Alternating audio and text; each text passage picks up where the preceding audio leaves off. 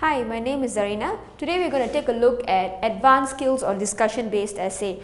We already went through something on argumentative essay, so it's pretty much the same. Just going to give you some additional information here. Now the first thing we got to look at advanced skills and discussion based essay is choosing the question.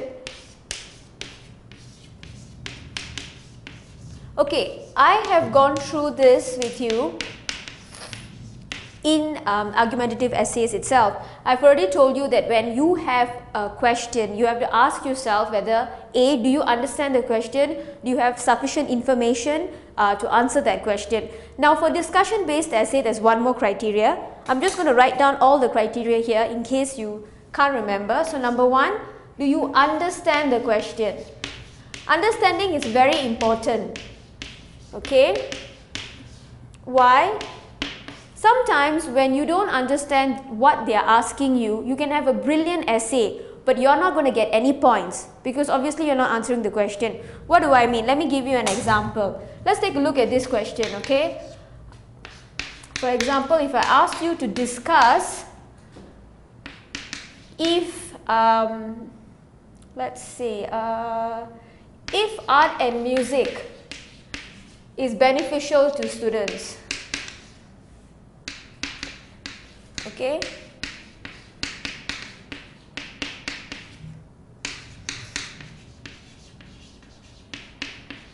Alright, discuss if art and music is beneficial to students. Sounds like a simple question, but similar questions when given to students, they have interpreted it as CCA, co-curricular activities, or ECA, extracurricular activities. That means when they address this question in the composition, how they write is like this.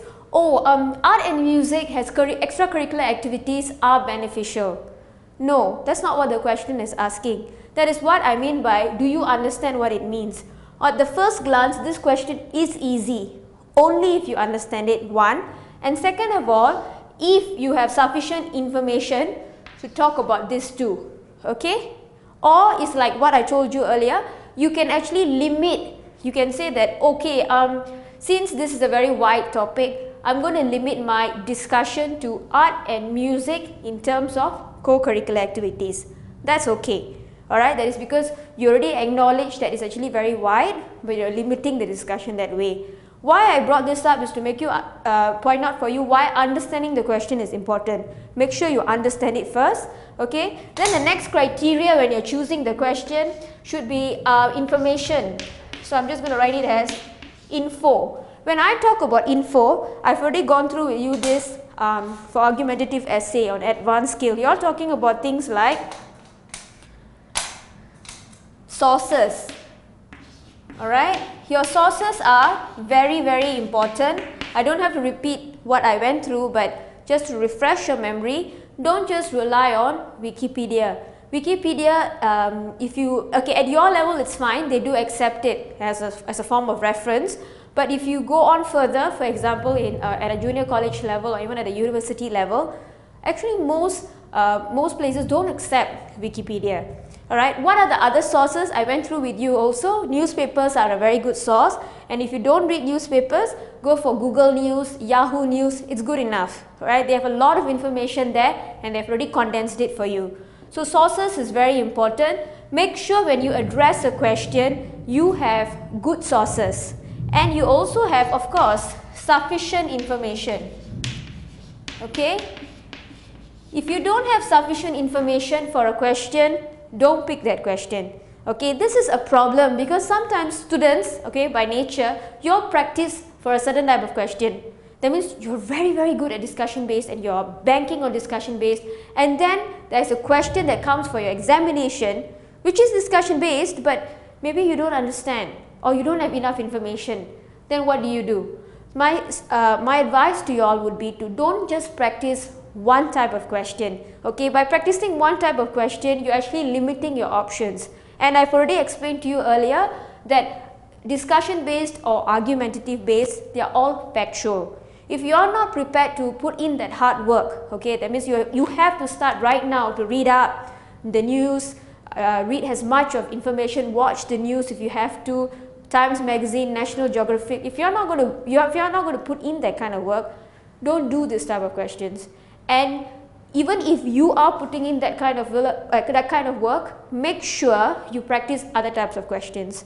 This will always keep your options open, because remember, whatever you're doing now is not just for Sec 1 and Sec 2. You are at the end of the day preparing for your O-levels. All this will actually gear towards that. Okay, so coming back to this, when you're choosing the question, alright, you first look for understanding, you look for information. Now the third thing, which I have not addressed in argumentative, is this one. You have to see whether you have a good question. What does that mean? Okay, when I mean by a good question, what I mean is, in an argumentative essay, in a way life is easier for you because you're arguing. Okay, you're going to go up there and you're going to say, no, you know, in my opinion, schools should be shut down, we should all study at home. You know, you're putting forth in a way your opinion supported by facts. So it's easier, okay, for you to actually write that out. Now in a discussion based question, it's a lot harder because you are not required to give your opinion. In other words, what are you supposed to do? You're only supposed to talk about the question. So that's why I mean by, is it a good question? Is it a good question for discussion? Meaning, do you have enough material to present an interesting essay?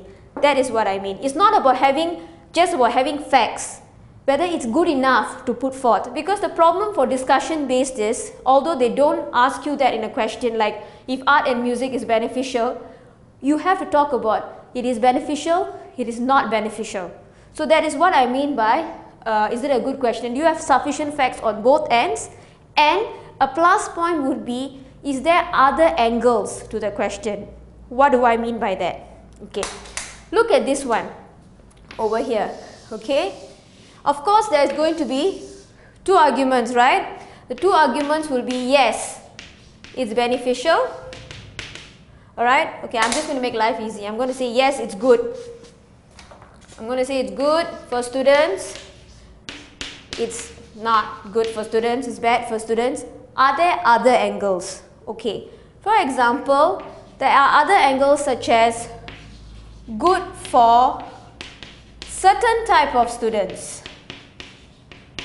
Okay, such as, okay, like for example, handicapped students. Okay, I can address that issue, right? I can also go on to say that it's bad for special needs students. Now, of course, this is just to give you an example. I am not basing this on any facts, okay? So you can say it's bad for special needs students. Okay, do you realize that there's actually a different angle? There's good, okay, good for students, bad for students, and then you're going on for other angles. But this question, if you want to actually scrutinize it, you realize that if you're going to compile it, there's only good and bad. There are other questions where there's different type of angles. Okay, let me give you an example. Take a look at this question, okay?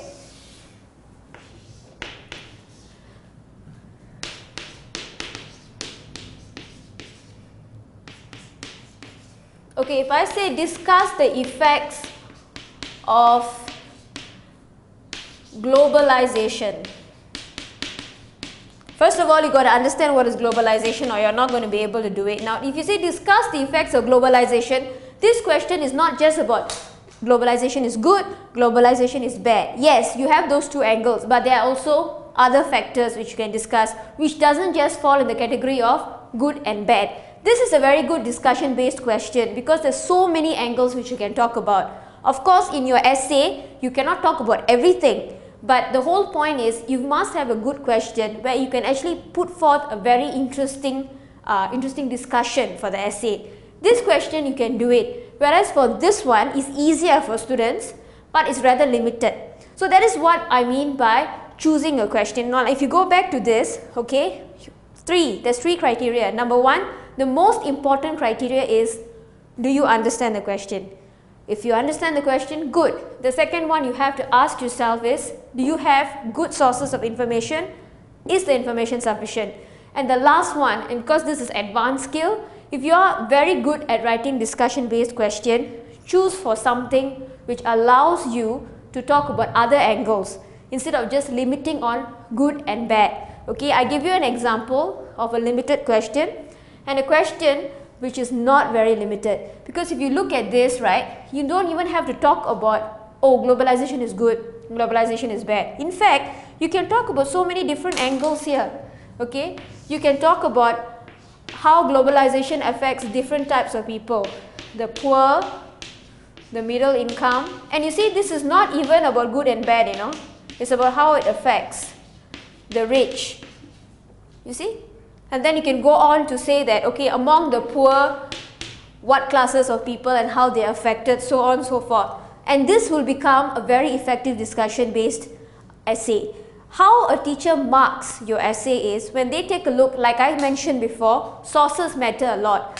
An essay which is fully based on, oh, the Wikipedia said this, the Wikipedia said that, compared to an essay which actually takes information from newspapers, maybe from magazines, that would actually stand out more. Another factor that matters is, of course, presentation. So in that case, this type of question allows you to give a good presentation.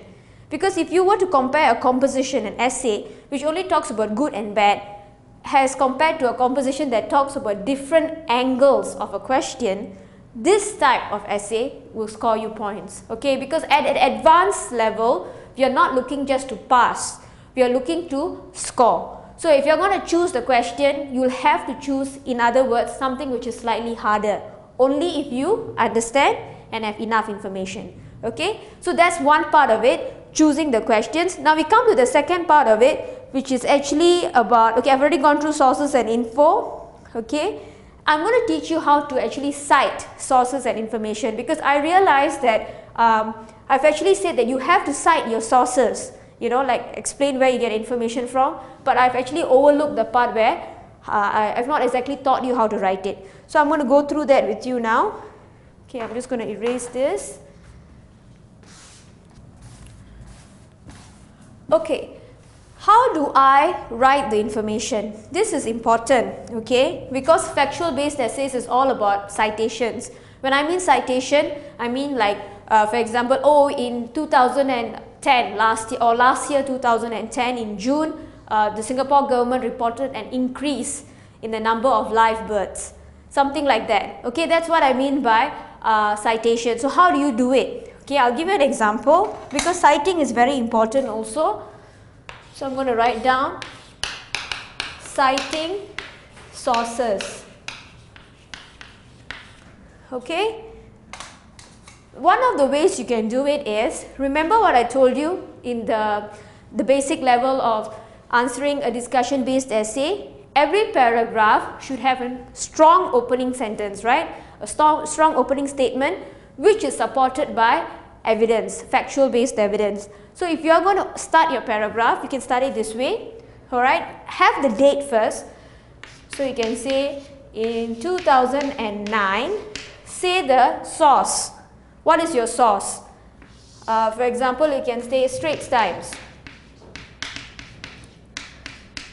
Okay, I have been asked whether you have to give things like, oh, should we say on Monday, on Monday, June, something like that. No, just give us the year, give where you get the source of information from. Okay, so 2009, Straits Times reported. And then you can have your information down. That's how you do a citation. In 2009, Straits Times reported that. Okay, that's fine. That's for newspapers. What if you are going to take, oh, okay, I'm going to take it from Wikipedia. So how do I do that? Okay, if you're going to take it from Wikipedia, more or less, that's fine. Please don't write things like, the Wikipedia said this. Okay, the Wikipedia is not God. If you're going to cite Wikipedia, you've got to cite it properly. Okay, if you look at Wikipedia itself, they will actually give you a date. And if you look below, there's actually a bibliography where they tell you all the sources they got the information from. Of course, you can't write all of that down. So, simply you can say that if you're going to cite Wikipedia, try to find out who is the author, the one who said this, okay, the date, and if possible, the source or the article. Now, I think you will understand why I say that citing Wikipedia is not very good. Because you see, if you are going to cite a newspaper, you have the date, you have the name of the newspaper, it's easy to write it down. Now if you look at Wikipedia, you realize that Wikipedia is just one chunk of information. It's quite hard to actually pinpoint who wrote what, and sometimes even in Wikipedia itself, they will write below citation needed. So you know that that article is not very reliable. But if you still want to cite Wikipedia, instead of just saying Wikipedia stated this, at least give the date, at least the article, if it's hard for you to pinpoint the author or the source. Okay, you can just say that, okay, if I were to give you an example, you could say that, okay, Wikipedia sources, then maybe you can say the article from, I don't know, I'm just making this up, okay, physics text page. You can find all this in the bibliography section of your Wikipedia, okay, page maybe what, 23, states something, and then you can put down the information instead of just writing the Wikipedia states something like that. Or the easiest thing in the world to do is, this is a trick, okay, read up on Wikipedia because obviously it's easy, right, all the information is there. Then when you're going to cite the sources, try to remember one of the sources from the bibliography, because if you look at the Wikipedia section, okay, if you look at it, all the way at the bottom, okay, there will be a lot of sources, and those are easy. You know why? Because they are already in this format. There's a date given, there is a source, for example, is it a newspaper, a magazine, and even the author's name is there. And since you're only Sec 1 or Sec 2, you don't need all that. You just need the date and the source or the name of the article. Okay, so that's one trick for you to do it. So this is what I mean by citing the information. The best way for you to approach this is write the citation first, followed by your information. Then you go on with whatever supporting statements you want for this. If you follow the format which I taught you for the basic, it's quite easy because every opening statement is going to be evidence based, right? And then the next sub points will be to support that opening statement. So if you stick to that, shouldn't be a problem.